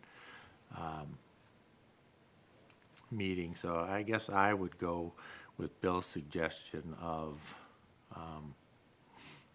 having the select board liaison member along with the recommendation from the committee chair, just do a personal interview and then bring that interview to the whole committee here. let's talk about the mechanics of that for this upcoming meeting. Oh. Yeah, We have well, you're gonna be busy. You have 2 liaisons to the committee that are going to arrange for interviews, Yeah. which only last a couple minutes apiece, of hopefully more than 11 people. Well, this is clearly an aberrant situation when you're doing 11. Yeah, And all at once. right. But even if you were doing 3, that committee liaison would be, or liaisons, would be scheduling 3 meetings with 3 different individuals. Yeah. Yeah, I see what you And it mean, would yeah. be, and is that what we want to be doing? Is there some happy medium in here where if people want to come before the select board, would they have that option? Or if it's gonna be difficult for them to make it, or whatever, they could arrange to meet with or speak with? I mean, it doesn't have to be in person, it could be on the phone, couldn't it? I think With it's the liaison? completely up to what the board wants to do here. And I only threw it out there thinking of, I've seen some of the applicants come in front of the board and, some have even said that they were a little intimidated, if you will, and they shouldn't be. I mean, they really shouldn't be. They have to sit in front of the public when they have their meetings. Of course they do. So, Of course they do. Well, that's not true. It's not a bad, If you're on the Opera House committee, you don't. well, they But the can. meetings they're are right, public. they're and public, Yeah, so. public could come, Yeah. true. Come. Right. That's very true. So, I mean, there may be, if there's, I guess if there's some flexibility in that practice, to be able to say, if somebody can't make it, I mean, tonight you made an appointment without the person being able to be here, and you I notified that. recognize Yeah, that. that was an But we unanimous. did it by exception, and it was agreeable, and they had an excellent Absolutely. application. Right. They had the recommendation by the committee chair, and there was plenty of support there. Yep. Which, I know I'm taking the hard line on that one, say thou must, but I think if we said, as a standard practice, we want them to come do an introduction of themselves as a committee applicant, and then we dealt with the exceptions, as we did tonight, that's perfectly acceptable. And again, it's completely up to the board. I just brought it up for discussion because I wanted to Yeah. discuss it and throw it out there. I mean, it's one of those things where, in the communities that I've served, I've had probably 5 different ways that the boards have done things. Some boards have done them as you've done, where you say, you know, we want to meet them, and we'll schedule them as they can, which can be difficult if you're trying to fill a committee's position. Right, right. You know, especially with this instance where we're trying to get the comprehensive plan committee off the ground. But in those instances where you only have maybe one vacancy, you know, you can wait a couple of meetings if you have to in order to appoint that, so those people that can attend the board meeting. So this is an unusual situation with this comprehensive plan committee, because you do have 11 positions that are available. And so it is a Well, large committee. Yeah, okay, so, again, I don't feel particularly strong one way or the other about this. I guess what I do feel strongly about is if someone wants to be on a committee, I'd like to be able to get them on that committee quickly. Right. Jeff obviously feels, you know, strongly about this, and so, does anybody feel strongly enough that we don't need to have the person appear or whatnot? Well- Because I'll go with Jeff unless someone really makes a strong argument. Well, I'm kind of hearing tonight that there might be some, perhaps, a way that we can have more flexibility, so that we're not put into, you know, if you've got if you've got a strong application, I mean, if you go based on what happened tonight, if you've got a strong application, the person wasn't available, and the liaison, or the chairman of the committee recommends that person, we had an experience tonight where we had 5-zip decision approving that person, which, you know, I was surprised about because it seemed like it was a little bit different from what's happened in some past meetings. But if that's, you know, if this discussion has resulted in a little bit more flexibility, as we saw tonight, on how we get this done, then I'm happy with that. You know, I don't know that we have to have a hard and fast one way or the other, as long as we can be flexible, as you said, you know, we want to get the committees filled. Another point might be that the person that's being recommended might know one board member, but he may not know all 5. He may not know the town clerk. He may not know other people, and people that watch this will then know who that committee member is. So you're expanding their Yeah. exposure, I guess you will, to not only us that may not know them, but to the public that might be watching. Yeah, there's certainly positives, I agree, Yeah, Mark, it's a- there's it's a certainly good- positives in people coming before us, and, you know, but if we have flexibility, where, you know, you're not available and you can still make it work, then maybe that's good enough. We demonstrated flexibility tonight. Right, exactly. Is So that, so every PhD gets on.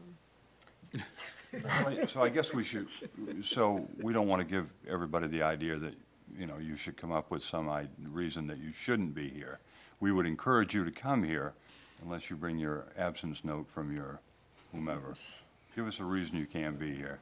Yeah, okay. Right. I mean, I can certainly, we can continue moving on as we've done with the flexibility. The thought in practice mind. is that Right. for it? candidates come, introduce themselves. If possible, or there's some flexibility that we can employ in on a case-by-case basis. Like, yeah, but I don't think we have to add that. We can let Bill inform us of that. Yeah. Well, I'm just saying, that's what we just said tonight, that there are situations where we Yes. can be flexible. But we'll work through it. Yeah, Yep. Work through Okay, so, sounds good. next item is wastewater commissioners. We need a motion to exit from Can the I, select board. may I, before we go there to number 10, can we have the announcements adjusted to reflect, Did I? to Oh, the future reflect meetings, yeah. January 1st and 13th being 2020 instead of 2019? Oh, yeah, 20, I was kinda hoping we go back. Repeat the next- 2019 repeat was the such a last good year. year, let's Yeah. have it all over again. No, I'm all right. Thanks. Okay, You know how that is. Good catch. wastewater commissioners. We need a motion to exit, don't we? Yep. I move the board exit from select board meeting, convene as wastewater commissioners. Second. Any discussion? All in favor? 5-0. Okay. Bill? Yes. This is pretty self-explanatory, I think, in the materials that you have in your packet. So the abatement is for sewer charges for the 430 Commercial Street property map 20, lot 137. At some point during the July 8th to October 8th billing period, a leak occurred in the water line that ran from the house to an outside barn hydrant, basically, that was used to water their garden. Property owners weren't aware of the leak until the water meter was read and showed a very high usage. The water obviously was leaking into the ground, and it wasn't leaking into the sewer, it wasn't going into the sewer system. So, the bill that they received for their sewer was extremely high. Yes. How many gallons did that translate to? You have the bill there that shows, I mean, almost 340 something or other. Thousand?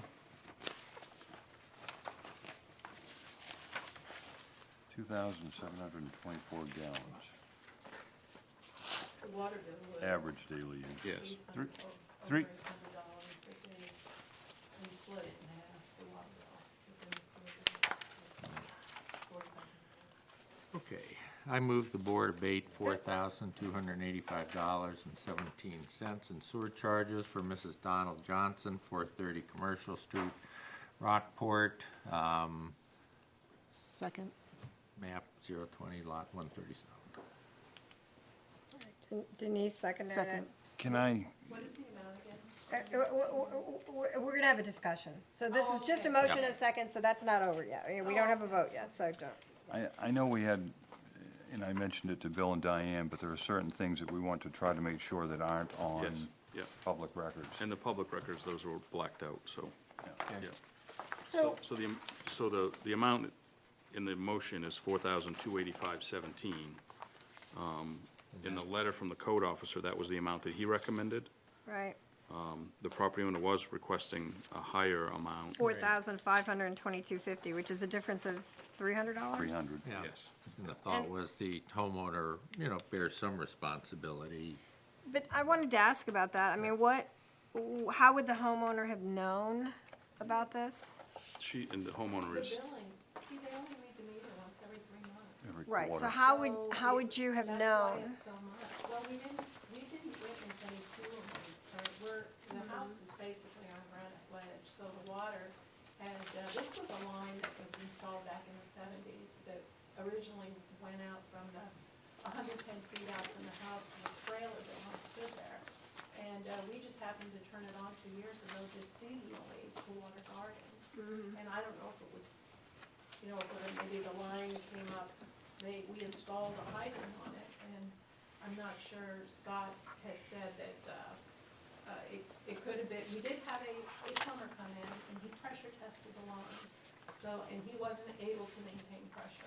So it's somewhere between where the line hooks off the main in the house to the hydrant.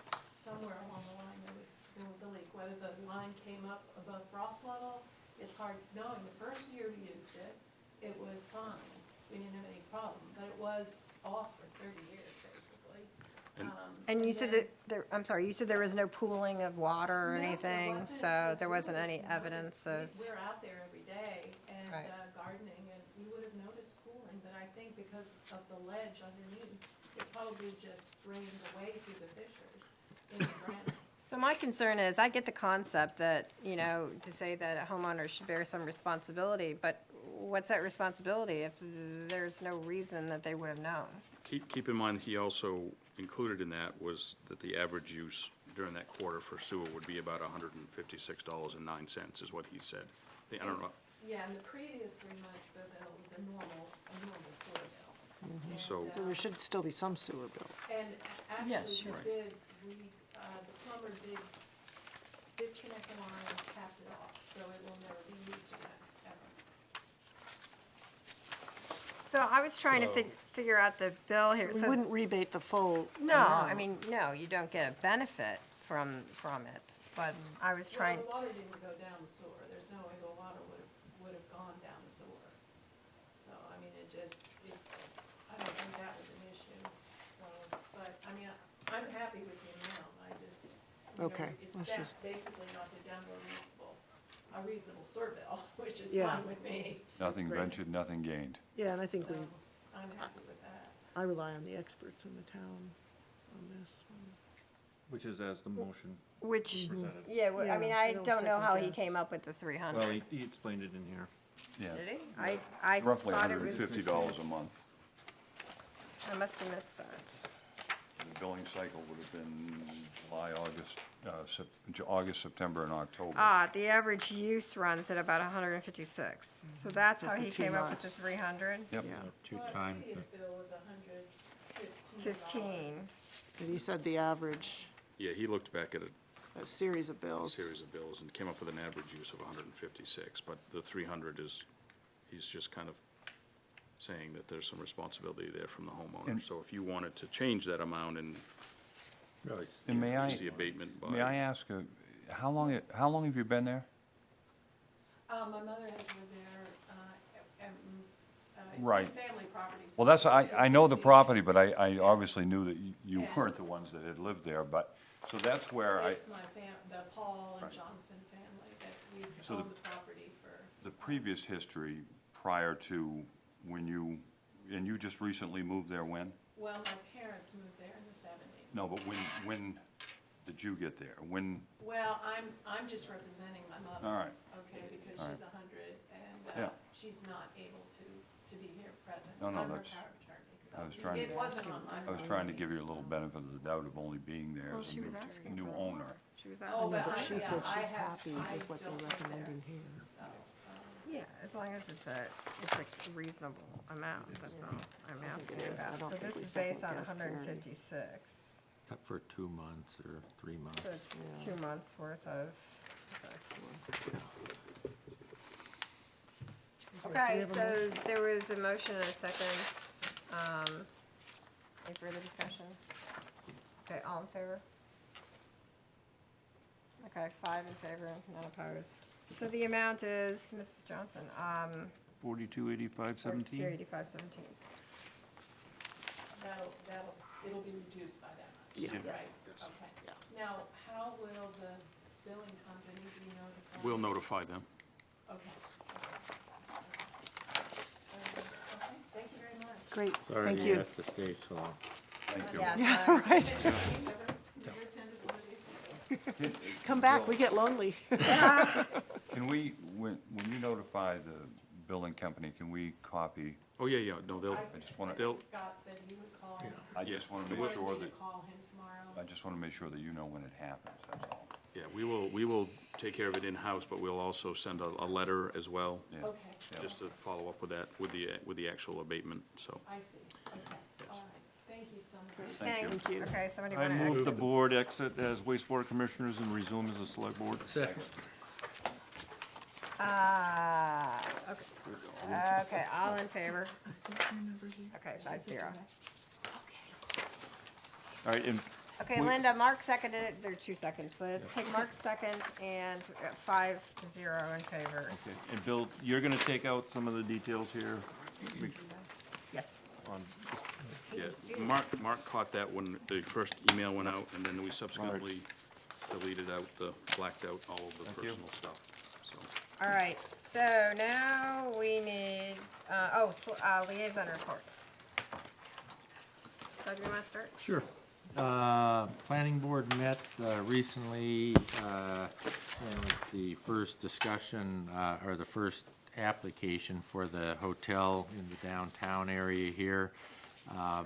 The large part of the discussion was around parking, and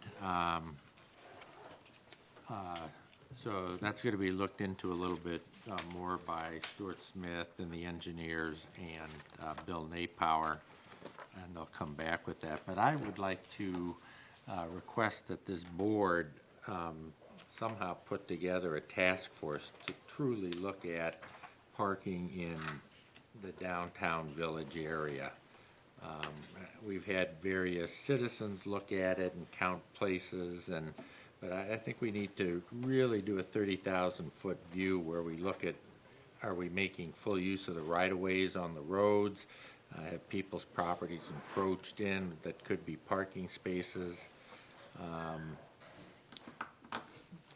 because again, I think this is just an issue that encompasses the library, the hotel, and the whole downtown area.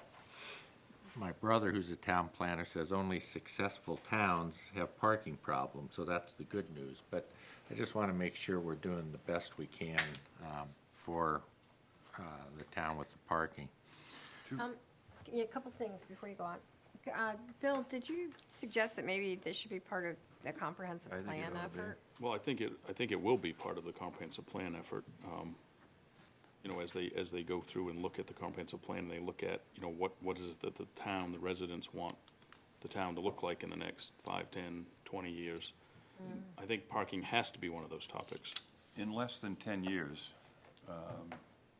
Manager Peabody at the time had Tom Ford, your planner, do an extensive survey of the downtown area, and that is probably on record somewhere. Yep. And it wasn't that long ago, so that may Changed help. a lot. You know, the streets are still the same. Yeah, You're still gonna get it, right, you're still gonna get the same amount of parking, but things may get looked at differently, but you already have something to work from, I think is where I was going with that. I know there was a fair amount of effort spent leading up to the ZBA hearing, looking for that, and I don't think it was ever found. So we can keep trying, but In the grand scheme of things, we should be careful of what we wish for too, because when we start looking at widths of streets and those types of things, we open up cans of worms where we lose parking versus gain parking. Could be too. And I guess I just had a question. I haven't had the time to go back and look at the live stream on that last planning review board meeting, which I'll do, but I thought that at the prior planning review board meeting, it was mentioned that Stuart Smith owns both those properties, and so he could just He does. deed parking from one to the other, and so Yeah, and I was that's surprised to being- hear it was such No, a. that's being done, but it's interesting because it is kind of vague. If you think about it, when 9 of June, 18 Central, Union Hall, when all those places went through the review board, planning board review, site review, they had a certain number of parking places allocated to them. And so though if you mix all those together, Double counting you or can be whatever. double counting and kind of the shell game and everything, and I think that's what people were concerned about. Okay. Now, there are ways to get around it, you know, you can look at what time peak uses are, and if they don't coincide, you can give some allowance for that, and I think that's what the planning board will look at, but that's what the issue is, if they were double counting. But it's still, again, it brings up the whole parking, Yeah. you know, issue, geez, you know, Thursday nights in the summer, you know, parking all the way down to the post office, and And as you said, Doug, it's not a bad problem to have, but it Right. is something, and it to is. be managed. Right, and it's something that I had talked about, interestingly enough. Last week, I was talking with Bill Napower, the planner, and, you know, he has some thoughts about parking and, you know, that type of thing. So I know it's gonna be a topic of the comprehensive planning committee. And I know parking requirements in general are gonna be a topic of conversation for the ordinance review committee as well, coming up. So, I mean, This is it's, going to get discussed in several Yeah. different places. yeah, Okay. so I think, you know, Yep, all we're right. well aware of it, so I don't know if, I mean, if you wanna put a task force together, you certainly can, but. I was hoping you would with other people. Okay, well, anyway, just, All right. So we we'll need get- to be aware of the problem, so. Parks and Beautification Committee meets this next coming Wednesday. Library Committee I missed because I was out of town, and Investment Committee had no meeting. That's it. ZBA, the appeal deadline has run for the library appeal. There's a possibility that if the appellant decided to mail the appeal in, and it hasn't yet been delivered more than a week past the deadline, that there could still be an appeal, but we don't expect that, so I think we're, It had to have been postmarked by last yeah, it had to be Friday? postmarked Monday, I Monday. think. was This the- past Monday? Yeah, This December past And where does it 2nd. get mailed to? Oh, a Superior week Court ago, in Knox December County. 2nd. Superior Yeah, Court in and if you're- Rockland? In Rockland. If you're And working in Where's the Rock, attorney's office? Rockland. Yeah, so So I I'm mean, if sure it was postmarked, it would have been received And you by wouldn't now. typically mail something like that if you can walk it over to the courthouse. So it'll go to Portland before it goes to Rockland. Who cares? Yeah, but a week. It is the post office. Yeah, And maybe New Hampshire or New Zealand. who knows? Anyway, so that's where things are right now. I know Mandy's working with Bill Kelly on the sort of just writing up the minutes and the sort of formal record of all that. Opera House Committee, we met, and I'm a little, we met, and what seems to happen at the Opera House Committee meetings is that it's a full attendance by the committee members.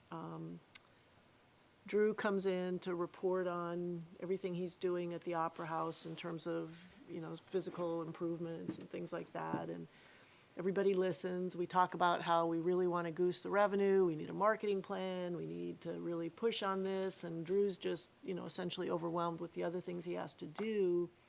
I asked whether anybody on the committee had any marketing experience or anything where the committee could be helping him with this, because that seems like a good role for the committee, and nobody indicated that they had any. So I'm just, I'll raise that with the committee, but I just feel like we're not providing any help or assistance. We're just making him take another hour out of his sort of limited hours to come report to us about what he's doing when he's already reporting to Bill on what he's doing. Yeah. I'm not sure what purpose right now the Opera House Committee is serving. And maybe there's some things that we could work on to try to focus better in a way that we really could be helpful to him and not just be taking up his time. With the last budget season, which you were not part of, there was a very strong recommendation from this board to the Opera House folks that they look into setting up a Friends of the Opera House to start the process of having an endowment for the Opera House and everything. Has that gone anywhere? I haven't heard a thing about that. I still think it would be a good idea. Yeah, no, I'll put a note. Yeah, and I think your point about having some assistance in the marketing area, because we expanded his hours so that he could, in fact, have more time to do that. I mean, that was clearly a focus of the board that they wanted. Right, So, yeah. do you want to report just briefly on the library committee? Yeah, and the library building The committee. point that the January has something for us to look at? Yeah, so the library building committee met in November with the designer. The town has hired and is, through some funding provided by a private donor. And the designer's working under our architect, Stephen Smith. And she met with the library building committee, presented her recommendations for paint colors and carpet and tile and all of those things. And all of that was reviewed by the library building committee, and we'll have a report on those, on that information for the January select board. Nothing's being done. I mean, the select board will still have an opportunity to weigh in if they choose to. Along those lines. But everything's within allowances, et cetera. Sorry, Mark. Along those lines, is our contingency still at 96,000? It is. Okay. It is. And I think that the way that Denise and we had a little discussion about it, the way she interprets the charge of the building, of the library building committee, and the way my recollection of how the conversation went was basically that they make these recommendations on colors, materials, et cetera. They make a recommendation to us. We don't want to micromanage that stuff, but we do want to have the final approval of it, that it has to be within the, obviously within the budget, but we want to have the final approval of it, because just on the theory that you don't want committees making final decisions on those kinds of things. I think that's consistent with what we maybe didn't as artfully as we could have worded in the mission statement of that group. So But that was the intent, But that's was- the yeah. intent, I think. So that's why in January, they'll make their recommendations of here's what the deal is, but we're not gonna. It's not our intent, I don't think, to sit there and go, oh well, I like this color better than that color. We'll I hope not. presentation. Yeah, and frankly, the library building committee is relying on the designer's expertise as yes, well. Because as we all talked about, our living rooms probably all look different from each other, so to bring our own personal design aesthetic Right. into the town decision-making didn't seem appropriate. Right, right, and likewise, you can't have, you know, X number of residents also bringing theirs Right. in too, so. Yeah. It's gonna be beautiful. Are you done? that's it, Okay, yeah. That's it, Jeff? too? The Harbor Committee met as recently as last week to develop the position statement on the recommendation to the board regarding maritime, commercial, and recreational use of the parking areas down by the harbor. The Pathways Committee met a couple of weeks ago. It felt like a couple of weeks ago anyway, but it was a little longer than that. And covered a couple things that were, a lot of stuff happening in Camden, but some of the things that we talked about are pulling together a summit for all these various groups that are doing paths and pathways in and around Camden, Rockport, Hope, and other areas. Because you have 4 or 5 different groups that are doing things. I mean, like Coastal Mountain Land Yep, Trust. you get it, the whole works, the long list, and they want to pull together a whole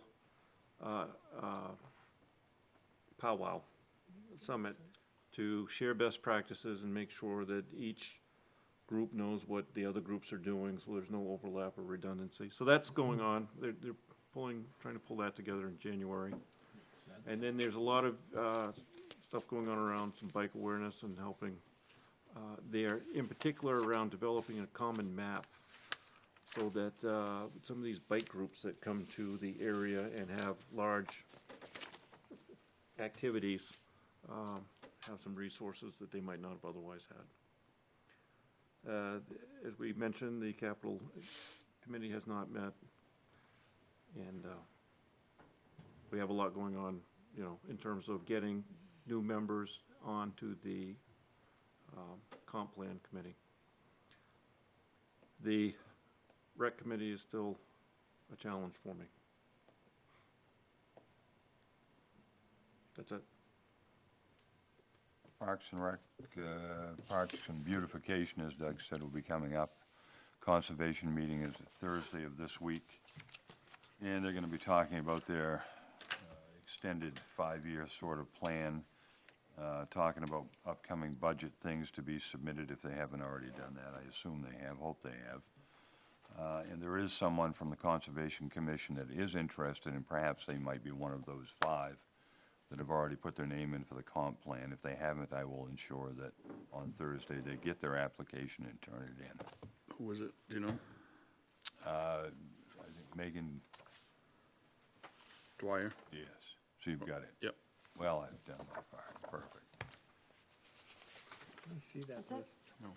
So on Midco Solid Waste, you know, we have a new facility manager who, you know, is trying to get his arms around the facility and everything. It's kind of tough for him to all of a sudden come up with a budget in time for the December 31st deadline, but we're holding him to that and working with him on it. So it's required in our interlocal agreement that we have to have an approved budget for the towns so that we can then, you know, have that in time for the towns to do their budget work. So that will be forthcoming. We're having a finance committee meeting this week to help him finalize that presentation to the Midco Solid Waste Board, which is next week. And I chair the governance committee. I'm on the finance committee, but I chair the governance committee, and we've done a lot of work on governance stuff. And Owen Casas, who, you know, is of course our other Rockport representative, used to chair the board, and he no longer chairs the board. Mike Brown from Hope, who's a Rockport employee, Public Works employee, he chairs the board as the vice chair right now, and then we'll have an election, and he may be the ongoing chair. That's it. And then you already reported on the strategic plan. So anyway, a lot of work that needs to be done on that group. Thank you, Doug. But anyway, we're chipping away at it.